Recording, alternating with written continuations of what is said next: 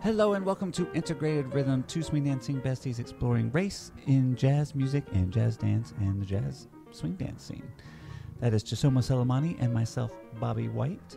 And this week we have a special guest. It is TARYN NEWBORNE. TARYN NEWBORNE started off in ballroom dance before finding swing and Lindy Hop and has combined her love of swing dance with her musical background and now is an amazing swing singer and band leader.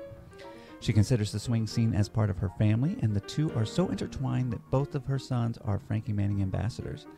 Today we talk about what a swing scene family means, swing music, and hopes for how we can emerge from the pandemic. Now, full disclosure, this interview was recorded a little bit ago, and so we still think it is a fantastic conversation. However, if you go and ask TARYN about some of the things that she said in this interview, she might say, I'm sorry, what? Huh? I might need to go back and listen to that. Just so you know. Anyway, let's hear it for TARYN NEWBORNE, who's amazing.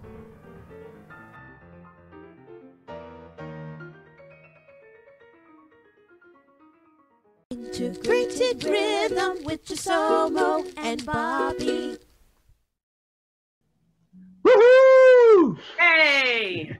Hey. TARYN NEWBORNE. It's me. Yes. The amazing and the fantastic TARYN. Aw, thank you. I love seeing your face. I do. And I miss it, actually, like a lot. I miss you guys so much that I try not to think about it sometimes. Yeah. It's too overwhelming. Yeah. Oh man, that makes it. Yeah, I haven't really thought about that a lot. How much of managing our mental health these days is like putting on certain blinders and just like charging ahead. There was a time where I just like put my head down and just like I just need to not think about anything for a while, just to like be happy. Yeah. I agree. Yeah, it's the shift. Yeah, I still. First of all, this time feels like it's gone by so quickly, but it also feels like it's crawled by. So and it. I don't. If we couldn't get together for another 5 years, I would never get used to not seeing all of my favorite people, several times a year. Yeah. I mean, with July just having passed by, I was thinking about Beantown. And so each July, it just kind of like, Yeah, the Facebook notifications are a little rough to take sometimes. Yeah. They're like, this time in 2019, here are all these incredible memories you were having. Right. Yeah, it's too much. And, and most of the Facebook memories that I have are, of course, of my favorite people and then also of my boys, and so I get to see a little timeline of, them maturing and, because also during the pandemic, I became an empty nester. So compound that with, just life in general. And then my son does, I'm still responsible for him in a way, but, I'm no longer a day-to-day mom. So a little grief there. Just like a lot. So because of time, when did your youngest go to college? Well, he's actually taking some gap time. I don't think I've ever met someone who regretted taking a gap year or two. No, and I don't blame him. He's an artist. He's a multifaceted artist. And, he's a vocalist. Where did he get that from? Growing up watching his parents, sing and dance and all of that. He's a visual artist, and he's far surpassing anything that I could do with. He's composing and producing and just finding all on his own. He's a multi-instrumentalist, self-taught. That's so cool. I would love if we have children, I would love for them to grow up in a very musical household, get instruments and playing and all that kind of stuff. I grew up in a music loving household, but no one could play instruments or that kind of stuff. So I was one of the first in my family to actually learn to play instruments. Wow. And when I hear stories about like your sons who got to grow up in that household and just like instruments being thrown at them and the time to learn them and pushing them. We didn't push them. And not pushing them, just letting them organically find that, Yeah, you kind of see they were just around it. Like for instance, when they learned Lindy Hop, they didn't really start to develop a passion for it. I mean, they don't always come to dances that I went to, or when I would sing, they'd come and help with sound equipment and stuff like that. And if they danced if they wanted to, or they hung out and played, with their friends. But it wasn't until Beantown that they actually, okay, now I feel like a Lindy Hopper and I want to kind of do this on my own. Same with the instruments. I think we put Joshua in piano lessons because he kind of had an interest, but he wouldn't practice and he would frustrate the teacher. So we stopped piano lessons, and he really just wanted to play. Of course, by then YouTube was around. So he had, so he would start to compose his own stuff. And because we were listening to jazz and stuff like that, he found things on the piano, and he played for our church. My parents were the pastors. My dad actually played bass in our worship band. And so one day my mom asked him to play his instrumental piece, and his teacher, who would come to visit our church, she's sitting in on flute. I mean, we're such a bohemian church, but that is awesome. Yeah. And so his teacher, he was a little bit older. So he started taking lessons when he was 10 for about 6 months. Then flash forward to he's about 14 or 15. And his teacher is sitting in with us in the band. And my mom says, Joshua, play your original instrumental. And so he starts to play, and his teacher, she's listening, and she looks, and then he plays the second chord, and she goes, and she was like, what in the world is going on? So by that time she'd had a baby, and she offered to barter him babysitting for piano lessons. And she wanted him to teach her the chords that he was learning, or that he had, composed for himself. So again, all in all, it was all of the things that they saw us do. We didn't want to push them into, we just kind of wanted to see where it went. It seems like you have this gift for cultivating artists, because you gave your kids the space to be the artists that they wanted to be, versus like pushing them into a specific route to be like copies of somebody else. I mean, as their mom, I have ideas about where I would love for them, things that I would love for them to do, and especially because I'm a teacher. I'm a drama teacher, I'm a voice teacher, and I can see things that I think that they would be good at. But then there's the kid resistance to the part like, Mom, and I'm just mom, and so I'm like, well, okay, whatever you want to do, but I really think you should. Yeah. I think it's kind of funny that I ended up in a field where I'm doing some research when my mom she eventually became a researcher, and that's what she did for the last 20 years. And I remember her trying to explain to me what she did, and every time I would like black out after like 30 seconds. I would just be like, she'd say words, and so people would ask me, what did your mom do? I'm like, she works out of college. But somehow it like sunk in, and at some point, because of somebody else, I was like, oh my gosh, research is amazing. And my mom's sitting here like, I've been saying that for 15 years. No, your kids they would rather listen to someone else, and it clicks. But your mother sowed the seeds, and someone else cultivated, just watered it, and you think it's your idea, and it's not. It's not at all. Yeah. So, to that point, my former husband, their dad, is an electrical and mechanical engineer, so we couldn't be more polar opposites. Although, I don't know if you had a chance to meet him, but Bobby did. He was also a swing dancer, and he sang and stuff like that. And we had a band, and so Joshua decided to go in the Navy.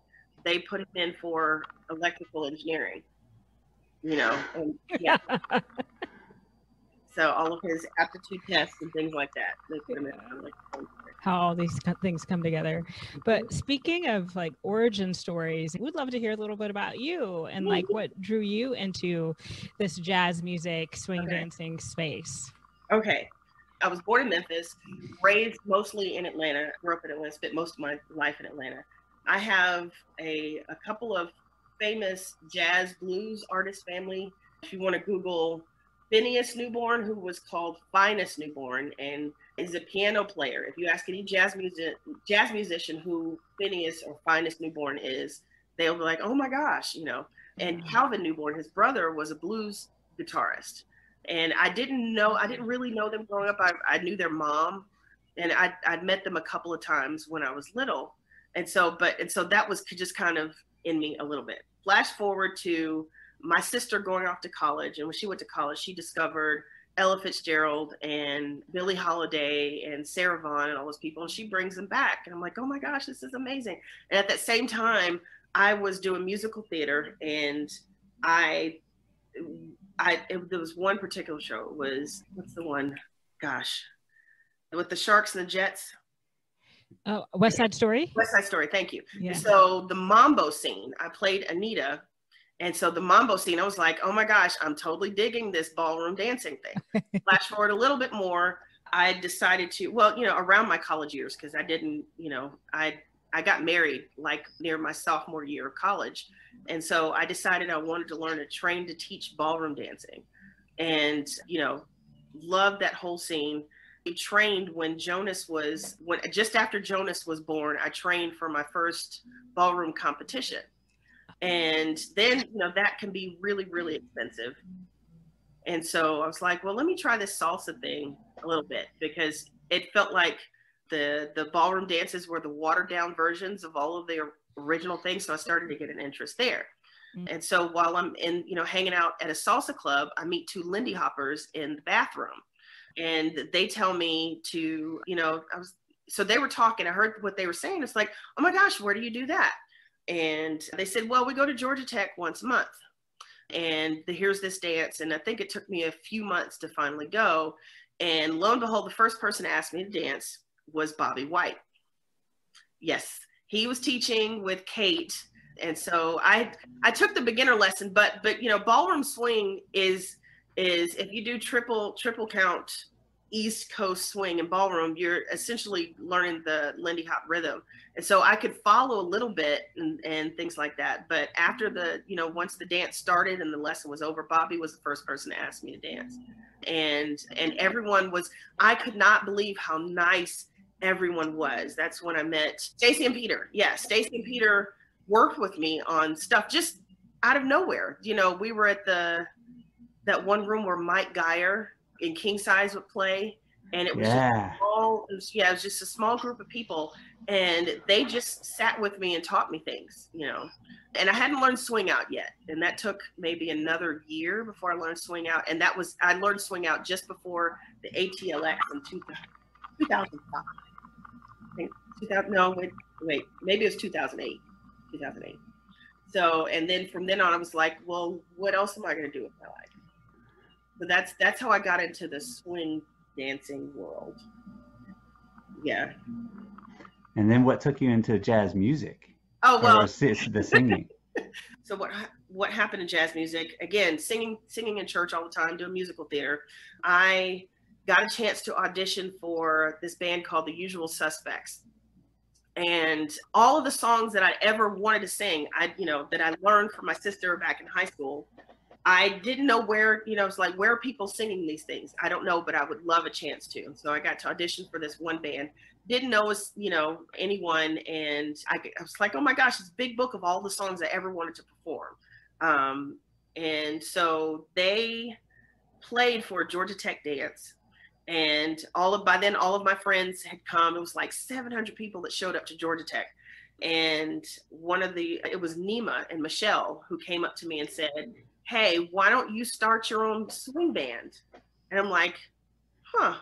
So I put a few people, I found a few people. And by then, being in the ballroom, I was like, where can I do more of this? Being in the big band, met a lot of jazz musicians, and I asked them, where can I do more of this? They said, well, go hang out at jam sessions. So jam sessions are nothing but like auditions for you and networking events for you to go and meet people. You like their sound, you say, hey, I'm doing this event, you want to come play? And so I put together a few things for the people that I knew, and put together my first set for the holiday party in 2010. And we didn't even know what the band was called at that time. Somebody, I think Nima asked, at one of the hot jams, he said, what's your band's name? I said, I don't know. We'll find out Wednesday when we practice. And so for a while, we were the Wednesday night quartet, TARYN and the Wednesday night quartet. and it just kind of, kind of molded from there. Did y'all settle on a different name eventually? So I had a contest because I didn't want to keep it the Wednesday Night Band, and I asked for different ideas for names. And then my cousin Calvin, he was at that time, he was in his 80s, the guitarist that I told you about. He lives in Florida, and he would always say, he'd always call himself Mr. Real. And, whatever he was doing, he said, well, and he'd post, Mr. Real's deal is I'm going to blah, blah, blah, such and such, And I was like, how can I keep it in the family? So I named the band TARYN NEWBORNE and the Real Deal. Fantastic name. Thanks.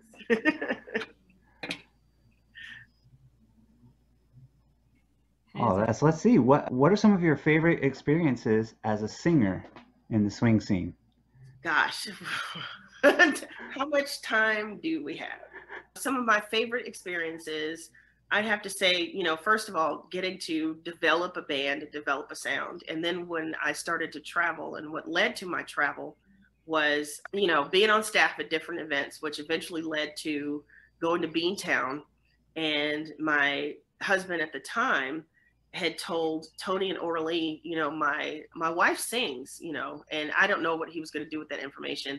I think it was before I was asked to help stage manage, because I have a theater background, stage manage the Beantown Bounce show, which is all the professionals and all of those people. And so he says, my wife sings, and, and I was like, yeah, it'd be fun to do something maybe next year. And Tony said, the show's the next day. Tony said, oh no, you're going to be in the show tomorrow. So I was like, okay. And, as a musician, I'm kind of trained for this. If somebody wants me to sing, I at least have 3 or 4 songs in my head that are appropriate. It's just, that's what I teach my students. Think of something in case something just hits on the spot. But I didn't have anybody to accompany me. So I asked Jonathan Stout. And so I sang Honeysuckle Rose for Beantown Bounce with Jonathan Stout. I think I was in that room. Yes. Yeah. and then not only that, and at that same Beantown, Gordon Webster asked me to sit in with the band. And so that was just like the highlight of and I learned so much about how to run a live band from everyone that came through there, from Naomi and Jonathan, of course. So, how they're arranged and what gets the dance floor hopping, and, what makes them walk off the floor, and how long to have a song and things like that. So I was literally taking notes, but it was Gordon who has more of a, he has a set list, but it was Gordon who has more of a jam style type set that I really connected with. And so I just kind of took it from there, and I kind of reshaped my band and structured potential songs and all of that. So, but that was my favorite. For our listeners who might not know, Beantown is a camp, and it's one of the longest running swing dance camps in the United States, and in the modern 1980s plus era. And they have, as you can tell, they have a very supportive team there. Tony and Orly, who run it, are the kind of people who are like, no, you're singing tonight. Yeah. Or, you're singing. So they're like, they're fiercely supportive. Very. And they have, they bring in incredible bands. You'll go to Beantown and see Jonathan Stout and Gordon Webster with TARYN and Naomi and her Handsome Devils. And like, you'll just see so many great, incredible bands in like a small room. So you feel like you're having an intimate dance with these bands that you usually only get to dance with in like a giant ballroom. Yeah. The thing about Beantown Camp is it's not a competition focused camp, and because you have more time, and there's more time for social stuff, that you get to really get close to the people that you meet and hang out with. And that's really folded in. For example, we all eat dinner. We eat all of our meals together. So everyone has to stop whatever they're doing. The schedule is built that way. And you're all meeting in one place for all of your meals. It feels more like family, Yeah. Yeah, that's where Chisomo and I got to hang out for an entire week. And we got to meet Darlene Gist, one of the great Mamamoo Parks and Norma Miller dancers. And we got to hang out with her for a week. And everyone was, Yeah. That's how I got to. I had been at events where I got to meet Norma, but it wasn't until Beantown that that Norma was forever one of the great loves of my life. So at Beantown Bounce, I heard that she was looking for me after I sang Honeysuckle Rose. And so after that, she called me either TARYN or Honeysuckle Rose, you know. Man, when you get a nickname from Norma, you should keep that. So, and she literally would push me in the forefront and say, you know, you tell me who I needed to talk to, or give me advice on different rhythms or syncopations to kind of sing. Oh, wow. Yeah. And I have saved her voice recordings because she gave me 2 songs that she wanted me to sing. She said that they're for me. So one of them was called Black Woman, named after the poem written for her mother in her book. And so she sang it for me in my voice recorder. Okay. I don't have a voice, but this is the song that I sing. It was a black woman who gave life to me. It was a black woman who said I'd be free to live my life full and with dignity. These are the things a black woman gave to me. It was a black woman who carried the seed across the vast ocean so I'd be born free. She said to me, love and honor me. And these are the things a black woman gave to me. She said, as you sow, so shall you reap. By the sweat of your brow, you'll earn your keep. And that black was a heavy load to bear. But God put no more on one than one is able to bear.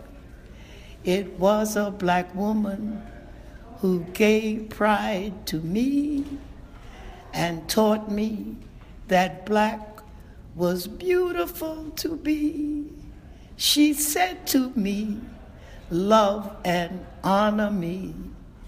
And these are the things a black woman gave to me. And I performed that for her as a surprise for another show. And I just sang it a cappella, and that was. Oh, man.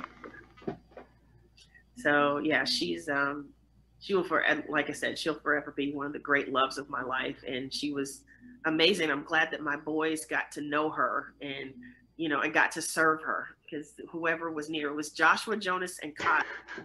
Whoever was near was in charge of getting her Coke or her ice cream, you know, and then she got to coach them when they performed, and, you know, stuff like that. So. That's so cool.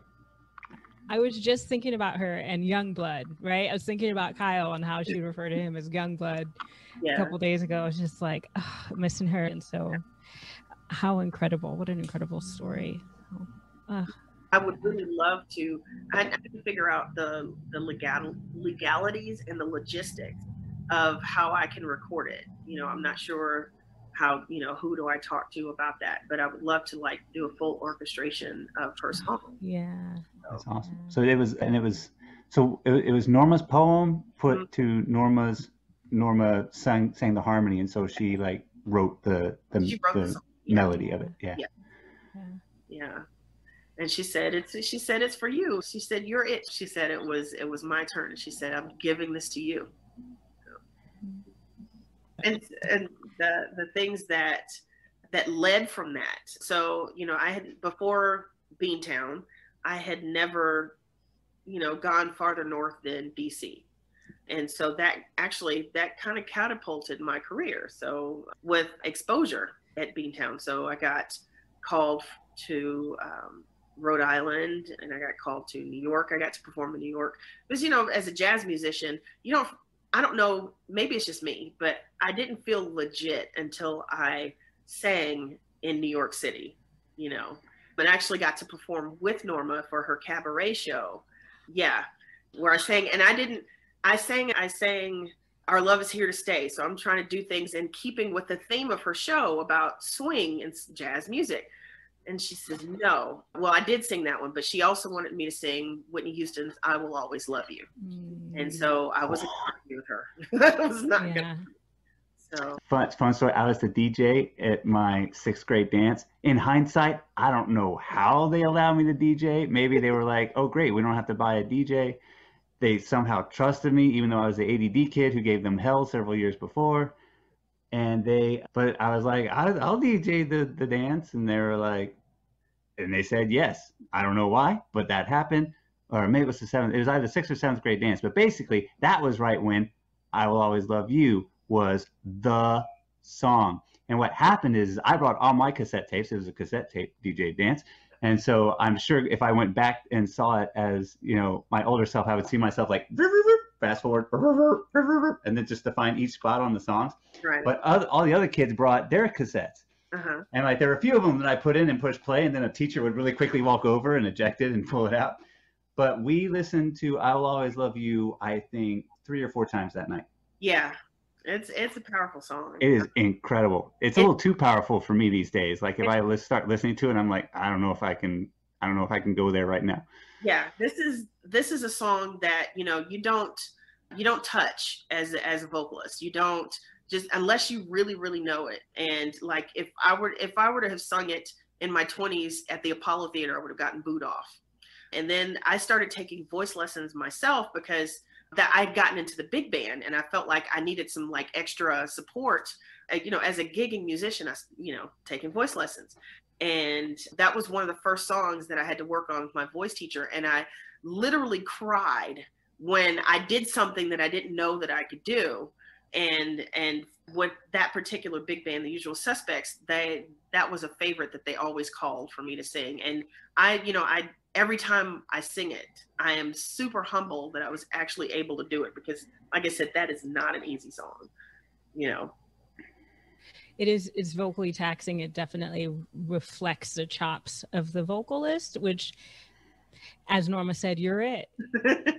You're it. So that's incredible that she had you sing that song for her show. She was really good at reminding us, like, we're not just people and dancers of the past. We exist now, Yeah. And so I feel like in singing I Will Always Love You, that iconic song, now people might be like, genre wise, does that make sense? But in my mind, because of Norma, it really does make sense to me. I didn't think of it that way, but you are perfectly right. And because she always loved to thread the past with present and the future, making sure that we always remembered where we came from, where this dance came from, and never to forget, that's why she loved On the Boys so much, And that reminds me, there were sometimes when people would say that let's say they listened to a few different Norma interviews, they would say, oh, it seems like Norma contradicted herself, sometimes, because like in one interview, if you ask her, how did y'all feel about your Lindy Hop back then? She'd say like, well, we were the best of the best. And then if you looked at another interview, she would say like, we were crapping hells a poppin'. We needed, like we didn't learn how to dance until after, like we were young and we just weren't refined. Like if you're not dancing better than us, then there's a problem like that. So like, and one could look at that and be like, oh, she's just contradicting herself. But I think that she was always reacting to the moment about like, what needs to be heard now in the scene? Like how do I need to answer this question now to help like teach something new about the past, the present, and the future? Yeah. And speaking of that, I think a perfect example would be urban ballroom. I'm also on staff for International Swing Dance Championships, which is run by Tina Morales and a few other people. And so that is urban ballroom. And something clicked for me when I went there. I felt like, okay, people thought that Lindy Hop was dead, but it's not. It just evolved with the music, and the times. And it was the most glorious thing I've ever seen. And in 2 places, and if you were to take International Lindy Hop Championships and International Swing Dance Championships, they are both places of to me, wonderment, because it's like, okay, this dance is the origin, but this is where it went. And it did not, people think it died. It didn't, just like our music, Right? Right? Yeah. No, absolutely. Like, y'all swing dancers out there, what it means for this dance to have lived from then until now and into the future. Yeah. On the one hand, it didn't die in the Lindy Hop world in Harlem because they kept dancing it for generations and generations and generations. So Mama Lou Parks, who was still holding her classes, teaching young people around Harlem how to do Lindy Hop and keeping her Harvest Moon Ball contest going, that was happening into the 80s. And that's where, the modern scene as we know it kind of internationally kind of took the reins after that, or took it in a different direction. But so that's the dance living there. And then also Lindy Hop evolved into all these other dance forms. All the different regions have a different dance. You have your Chicago stepping, you have to name a few, you have your Detroit ballroom, you have DFW swing out of Dallas Fort Worth. And the funny thing is, when I go to these events, I pick, I'm asked to dance by different people, and I just say, okay, I'm a Lindy Hopper, and they're like, oh, you're good, come on, and I can follow. So if you mastered Lindy Hop, and it's just following on the same rhythm but with different feels, it's really cool. There's actually a guy named John Seegers who runs an event called Trap and Swing. Yes, and so I've been seeing pictures. I've been wanting to catch up and see what he's up to.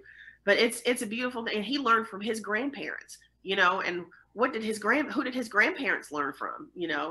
And it's beautiful. It's absolutely wonderful. I advise anyone to learn urban ballroom, and just follow the progression of this dance and the music. Yeah, I took so sorry.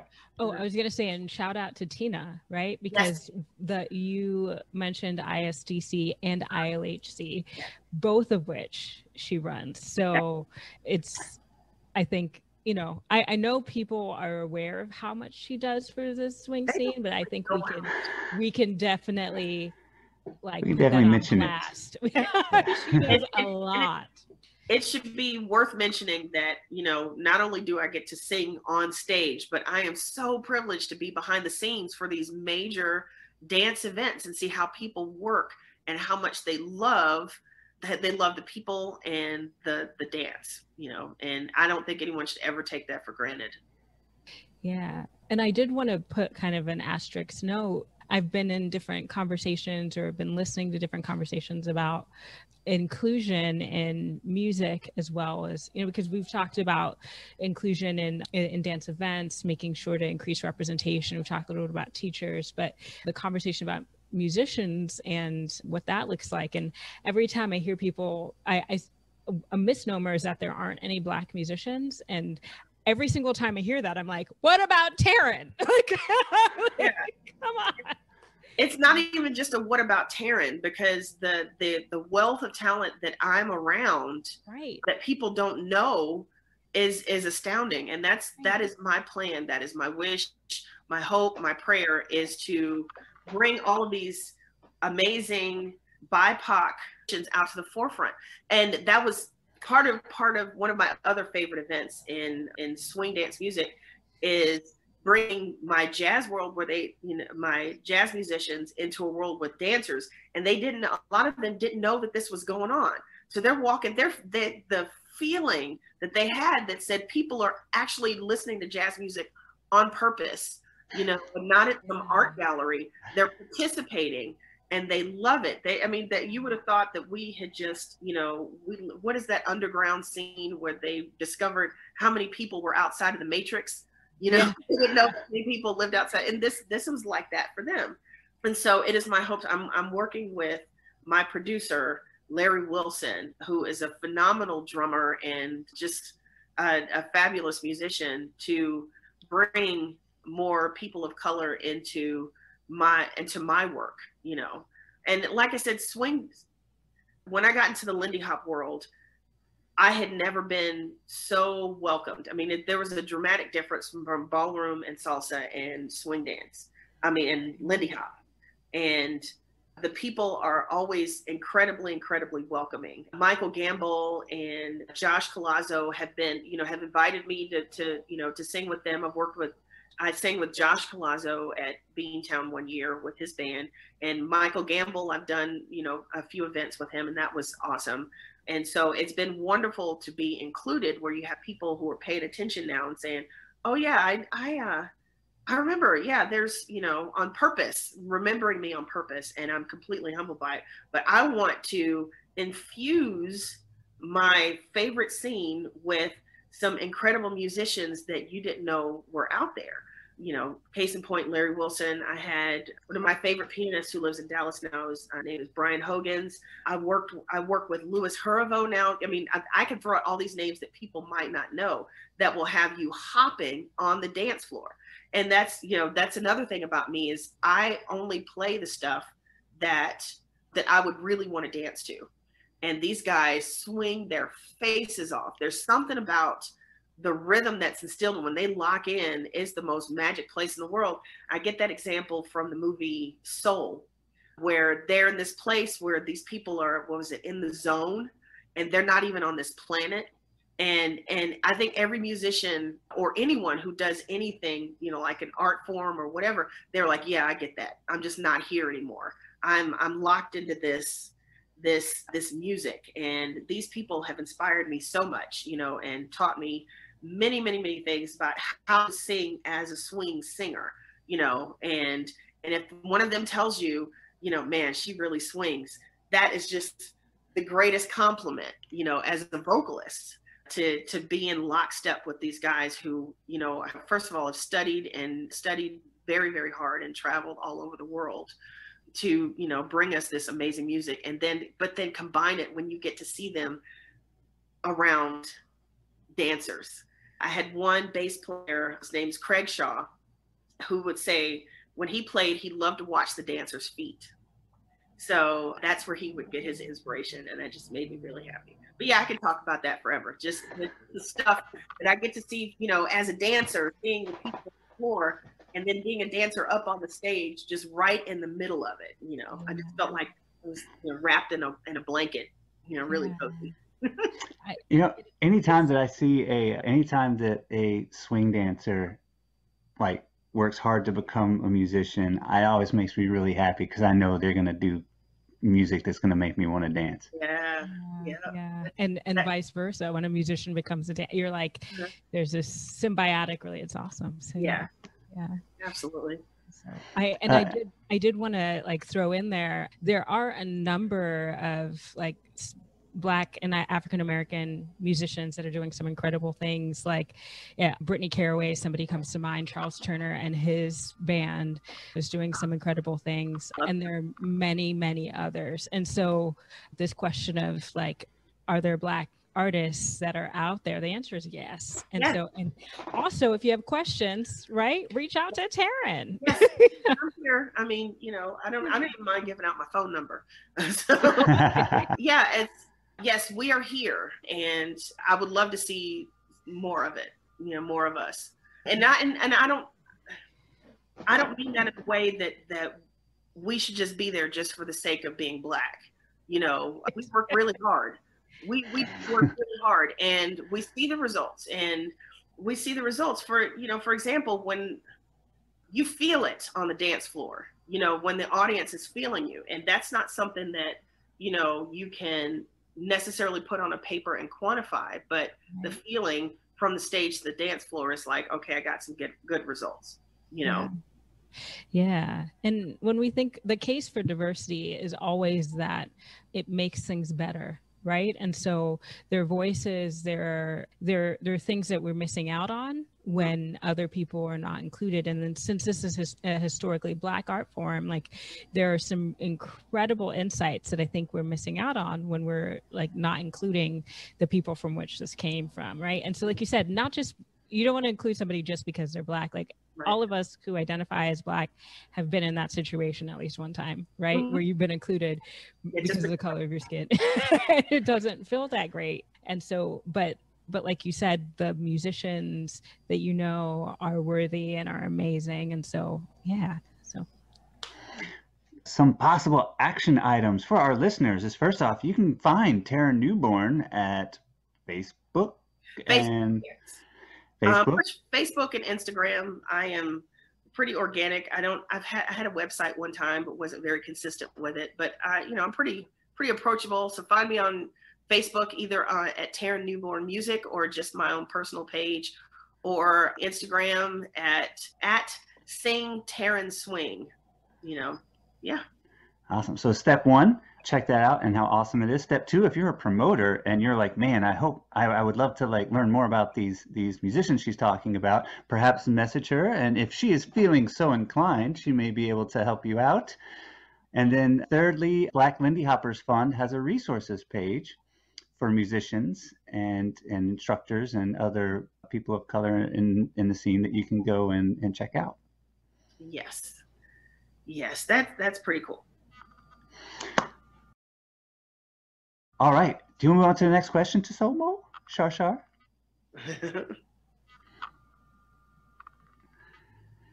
yes. Sorry, that was me fumbling about. So is there anything that you want the people, as we were talking to the people right now, the people to hold on to as different as we're thinking about starting up again? I would love for people to hold on to the sense of family in a way that they look at the world around them and maybe look at someone who could potentially be their family that they didn't normally think of at first, So I'm trying to figure out a way to really put this. I want people to hold on to the sense of family, but reconsider who you might consider as family. Does that make sense? Mm-hmm. I've been thinking a lot about the concept of chosen family. Yes. And is that kind of what you were referring to? Yeah. What does reconsider maybe what your chosen family looks like and may be like. For example, picking people with different backgrounds and different opinions, because anytime we have a different opinion, even though we may think we're right, it still broadens our minds. It makes us smarter when we get along with people who don't have the same opinion as we do. Yeah. Or the same outlook on life. Because I think that would be really boring. And it's an echo chamber. Yeah. In this time, I've spent a lot of time alone. And I remember there's a night where I was like, my friends got on my nerves. And the reason why was because I have people who disagree with me, right? And I was thinking about how important it is, exactly what you said, to have people who will challenge your perspective and with whom you may never agree. And because it allows you to figure out how to interact with those types of people. I was reading something the other day about how, I believe it was Claude Steele's book, Whistling Vivaldi. At the end of it, he was talking about how, and this was written about 10 years ago, 12 years ago, he kind of predicted that we would be where we are because we are moving into more and more silos, more and more echo chambers. And so the more distant we are from people who disagree with us, right, the more divided we become. And that's kind of the reason why we are where we are in the world right now. So right. Yeah. There are a couple of people that I listen to. Well, my first main one, and I'll talk about her every day, is Dr. Caroline Leaf. She's a neuroscientist, a cognitive behavioral neuroscientist. And she talks about, negative thinking and literally what it looks like under a microscope and building positive thoughts. And she's one of those people who says, integrate your life with someone who is not like you, so that your brain literally builds new neural pathways and makes you smarter. And then, in this frustrating time, which, by the way, to me, I feel like the media is a whole lot more frustrating because in real life, I don't see from my perspective, I don't see a lot of the extremes that are going on in the media, with certain exceptions. But there was someone, I read an article about, what happens in your brain when you tell someone when you give someone facts other than what they've grown up, for example, what they've grown up listening to, for example, most people know that George Washington had wooden teeth, like, yeah, it's George Washington. We all knew that story. But they said, what if we were to tell you that George Washington's dentures were made out of the teeth of slaves? And a lot of people would argue with you. And so he said that giving someone facts other than what they have believed is the same as if you physically assaulted them. To their brain, you have physically assaulted them. And so by the end of that article, he was like, be willing to understand what somebody else is going through when you have to give them new information that goes against what they believe. And then also pay attention to yourself. You have to listen to get past that part where you're physically assaulted, if that makes sense. So it was also, not just about how to give someone information, but also how to listen and digest, if you're the receiver of that. Yeah. So. Yeah, that makes sense. When you mentioned your answer, Atlanta had a really good family feel in a lot of ways among a lot of its dancers. And then like some of the other scenes I've been in, it hasn't been that much. And I think in the overall scene, there's like friend groups, but I think it's different than family groups. If I'm going into Beantown and I pick up my food and I go look for a place to sit, then I might have like some friends that I'm like, oh yeah, I'll go sit with my friends and have lunch with them today. And then when you walk past the Norma table, and you see Norma Miller, and you see people of all different generations around, and you see the things that they talk about and the camaraderie, and when you see that same family and how they interact on the dance floor and with each other and stuff, you're like, oh, that's a family. That's not just some friends who sit next to each other at lunch sometimes. So that was the way I interpreted your answer was that, oh, okay, so like first off, we as the swing scene might have a much more fulfilling experience in the swing scene if we stop thinking about friend groups and start thinking more about family groups that we make with our friends. And then second of all, the difference between family and friends is how you interact with them, and like how intimate you are in a different way, not like romantic intimacy, but like a family intimacy. There are things that I have with the pandemic, when it happened, I realized that I took a lot of people for granted, that I would, see them at my usual times of the year. And that's one of my biggest regrets, because I'd be like, nah, next year I'm going to go interact with that person, or I'm going to make an effort to hang out. And that's something that I kind of rolled over throughout the years, where I kind of took for granted, oh, maybe next time. And even the last few years before the pandemic, I would make a concerted effort to go and speak to that person. A lot of people don't know that I'm actually really shy. I'm planning to be tested for ADHD, and with ADHD comes rejection sensitivity disorder. And so if I'm not like right in your face and I haven't seen you in a while, I don't know that you even like me or know me or whatever. And so I was speaking to, what is it? Irina's sister. What is her name?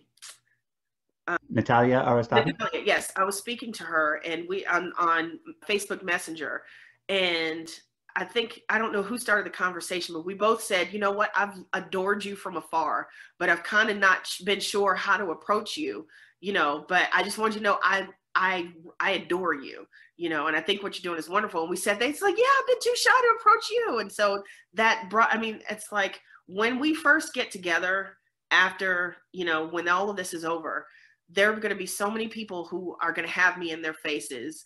I'm going to hug so many people that I adore, and probably interact a little bit, because I get, I work registration, so I get to literally see every person come through and really soak in these people who I felt like I took for granted, who didn't know I was taking them for granted, who may not have known that I was thinking about them or whatever. But, and so that's what I mean by the sense of family, but making sure that you really connect with people, it's, because everybody is just so beautiful and so wonderful that, I kind of want to be a part of that. But again, I'm a little shy, on stage is different, because I feel like I have a barrier, did musical theater, I can hide behind a script and and all of that. But it's the interpersonal that I really desire. It makes the whole thing, it makes the music, it makes the dance a whole lot more fulfilling.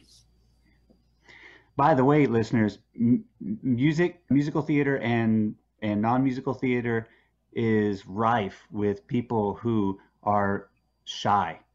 And like some of the greatest actors I've ever known on stage were incredibly shy off stage. And that's how they, like, because they're full of all this stuff that they like need to express or want to express, and they finally get to do it on stage, is because there is like a really fascinating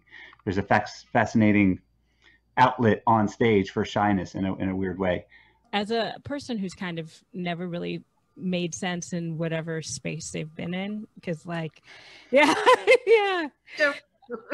I've learned how to kind of adapt and flow with different people, and I've been an observer of people for years. And a thing that you can kind of always guarantee is if somebody is being like standoffish or whatever, it doesn't necessarily mean that they think that they're better than anybody else, because 8 out of 10 times that I've engaged with somebody who's a little bit standoffish, the interaction is really positive, you know, especially if you're not trying to just seek validation from them, but if you're genuinely wanting to connect with the person. And so I think like we really need to watch what we assume about how other people present, right? And so, and then also to move with kindness and excitement, because all of us are thinking like, oh no, people are going to hate me. They're not going to like me. People are responding to me. And it's like, no, actually people are responding to their own lives.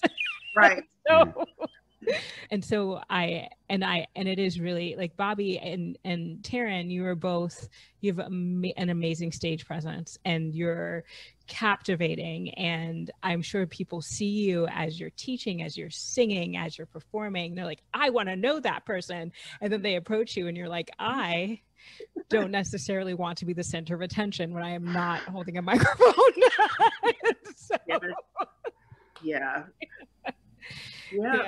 You know, and part of the draw of the swing, I have 2 things to say about that, but part of the draw of the swing scene for me is that I found my tribe because we're basically all nerds. So that means that we're all the cool kids. So that's how I feel about that. But, you know, when I'm on staff, on staff for an event, I'm running registration. So I'm one of the first people that you might see and encounter. And so by the end of like 4 hours, I've talked to 400 to 500 to 700 people. Right. And so my brain is like, I can't do any more things. No, that's also probably why I don't get to interact with so many people, because my job at these functions, my battery is depleted by, I've talked to enough people. There's one time at Beantown, and I had done registration, and there was maybe about 45 minutes before dinner, and I tried to find a corner so I could read my book, and Norma comes up the stairs. TARYN, I was looking for you, and I was like, okay. Hi, Norma. I was genuinely glad to see her, always, but I just kind of had to, and a lot of us feel that way. Performing on stage and being all of these things, it really drains a battery and executive functioning. I wanted to highlight a thing that you'd said a while ago about when you present somebody with information that is counter what they know, and that physical response. I thought that was such a brilliant point, and I just really wanted to say I love that point. I think it's really important for us to remember that, because when we get into these conversations where something just seems like a point of fact to you and you present it as such to somebody else and they aren't as receptive, we kind of need to take a step and remember, like, for them, they just got kind of a physical punch to the face. So right. Yeah. And so that, I think that engenders empathy and kindness, and also reminds us that it is important that we have grace for one another as we traverse somewhat challenging territory. That's true. Yeah. So when's there going to be an album of TARYN Newborne? Well, okay. So the only thing stopping me from an album is just money. That's all. Money.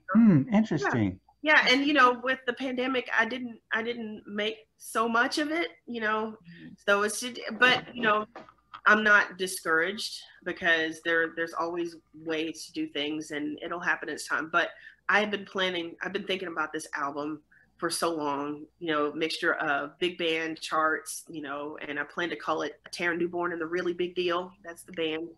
And, just different concepts of swing and blues and ballads and all of that stuff. So I've got a lot on my mind. Oh, that's amazing. Is there any way that our listeners can maybe help throw some cash at you to help this happen? Yes, you can find me on, and I will send you the links and whatnot. Let's see. PayPal is tarynsdream at gmail.com. Venmo is at TARYN-Newborne. Cash App is Sing TARYN Swing at Sing TARYN Swing. So, or, you can get through Facebook nowadays. There's a button for that, or just ask me, find me on Facebook, friend me on Facebook, and we'll figure things out. And that would be lovely. Or if anyone wants to take voice lessons, I can be reached through that way. One of the great things about the pandemic, it expanded my student base to not just my local area, but I've got students in DC, in Alabama, in California, as well as Georgia, and I would love to, expand that. So that's amazing. You listeners, you can help make this amazing thing happen, and you can also do so while learning how to swing. And that was unintended, by learning how to sing and swing at the same time, if you so desire. Yeah, absolutely. And also performance coaching. I have, students who are auditioning or just wanting to get out of the shell. And my students are ages 6 to age 70 so far.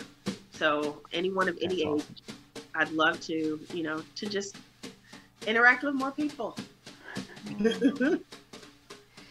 Thanks so much for listening, everyone. You can donate to TARYN NEWBORNE's album project by going into our notes and looking at any of those 4 ways to donate. Cash App, Venmo, PayPal, Zelle, it's all there.